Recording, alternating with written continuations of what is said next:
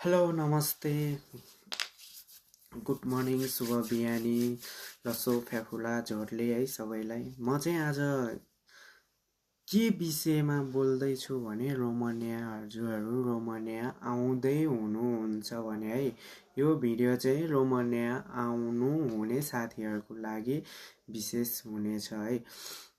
First of all त त्यस्तै हो हैन।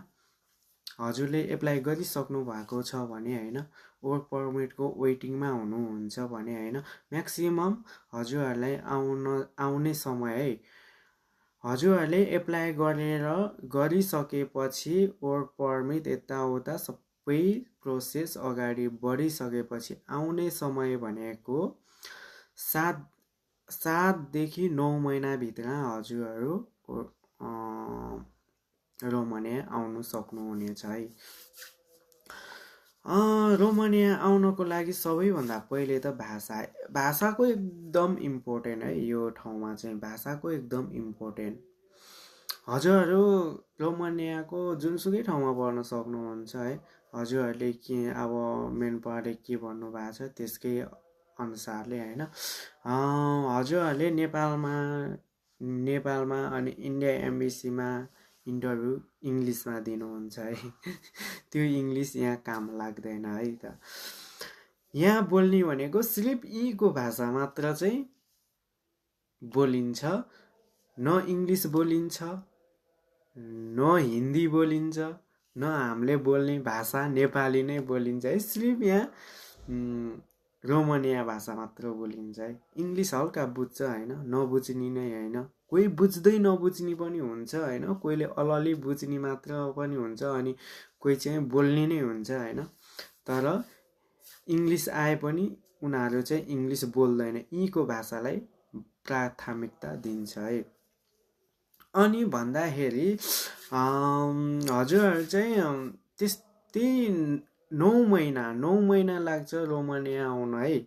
9 महिना भिसा आउँछ है। 9 महिनापछि भिसा आउँछ। त्यसको फ्री टाइममा चाहिँ हजुरले गुगल ट्रान्सलेटबाट हो कि युट्युबबाट हो कि फेसबुक पेजबाट हो कि टिकटकबाट हो कि भाषा खोजी चाहिँ हजुरले सिक्नुभयो भने त्योभन्दा बेस्ट यहाँ केही पनि होइन है। हजुरहरूले गुगल ट्रान्सलेटबाट हो कि भाषा सिक्न पर्ने युट्युबबाट हो कि हजुरले सिक्न जरुरी पर्छ है भाषा चाहिँ। अनि त्यस्तै गर्दाखेरि चाहिँ लगभग हजुरले क्यालकुलेसन गर्नु न दिनमा एउटा वर्ड्स एउटा शब्द सिक्यो भने मात्र पनि 9 महिनामा कति दिन हुन्छ त हिसाब गर्नुहोस्। त्यति नै शब्दहरू सिकिन्छ हजुरले। अनि त्यसपछि एउटा बुझ्नै पर्ने कुरा मेन पावर सम्बन्धी है। मेन पावरले चाहिँ कति भन्दाखेरि अहिले म्याक्सिमम 8 लाख 8.5 लाख माग्छ नै पैसा है। हजुरहरूले त्यति माग्यो भन्दैमा दिँदै नदिनु पैसा चाहिँ 7 लाख 7.5 लाख 6 लाख सकेसम्म घटाउने प्रयास गर्नुहोस् हजुरहरूले। अनि मेन पावरले सबै भिसा टिकट सबै आइसक्यो होइन सबै आइसक्यो। त्यसमा प्लेन टिकट बढेको छ भनेर 25-30 हजार बढाउँछ नै सबैलाई बढाउँछ है। त्यो चाहिँ हामीलाई नि बढाउँछ हामीलाई नि बढाएकै थियो होइन। टिकट बढेको छ भनेर चाहिँ उनीहरूले चाहिँ बढाउँछ है। पैसा 20-25 हजार थप्न लगाउँछ। त्यो पैसा चाहिँ हजुरहरूले थप्दै नथप्नु होला।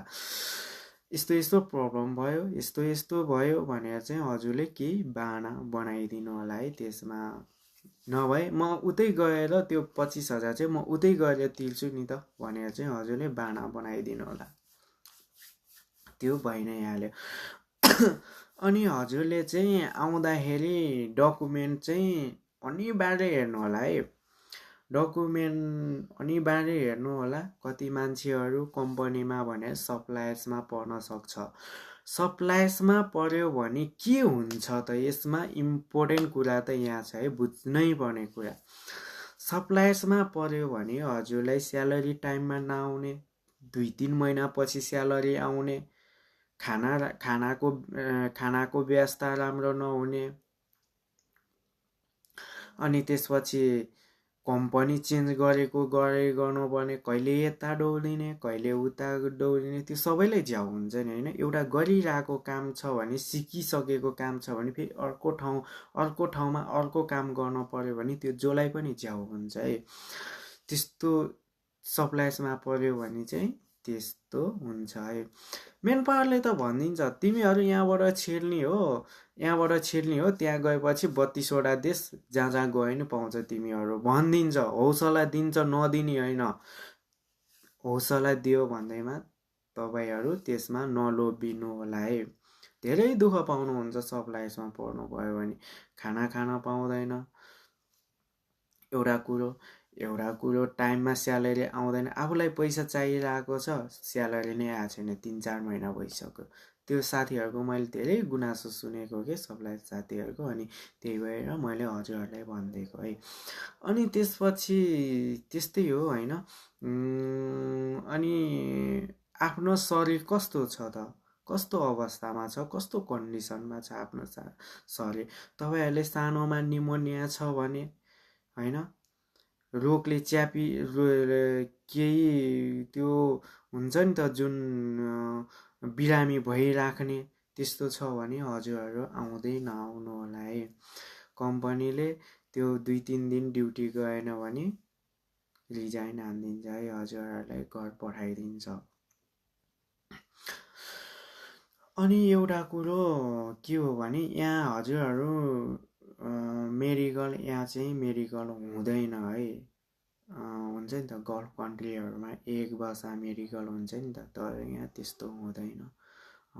मेडिकलै हुँदैन है, आउँदा नि हुँदैन, जाँदा नि हुँदैन, त्यस्तो सिस्टम छ यहाँ चाहिँ।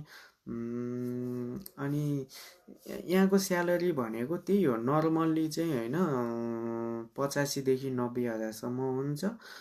ओटी चल्यो भने होला 1.5 लाख जति होला होइन, त्यस्तै हो। त्यही भएर धेरै लगानी गरेर रोमानिया चाहिँ नआउनु होला भन्छु म चाहिँ है हजुरहरूलाई। ठिक छ, म अब ऋण सिन तिरेर केही गर्छु भन्यो भने राम्रै छ, त्यस्तो नराम्रो छैन होइन। अन्त देश जान पाउँछ, टिआरसी यताउता पाएपछि होइन। हजुरहरूले नपाउने होइन, पाइन्छ, त्यो अरू देश जान पाइन्छ, तर धेरै गाह्रो हुन्छ नि त होइन। यहाँ सिकिसकेको काम अनि उता गएपछि कस्तो काम पर्ने हो त्यसमा पनि भर पर्छ होइन। त्यस्तै हो। हजुरहरू आउँदै हुनुहुन्छ भने एउटा कुरा भाषा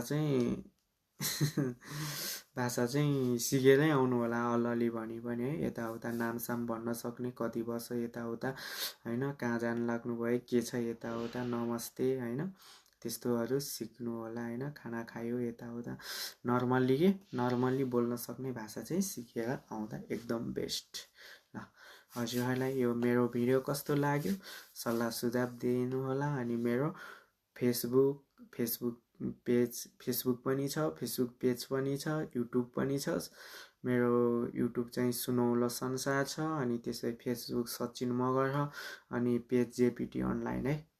हजुरहरूले सबलाई follow subscribe like comment share सबै गरिदिनु होला। हस् त, नमस्ते, ह्याभ अ गुड डे है।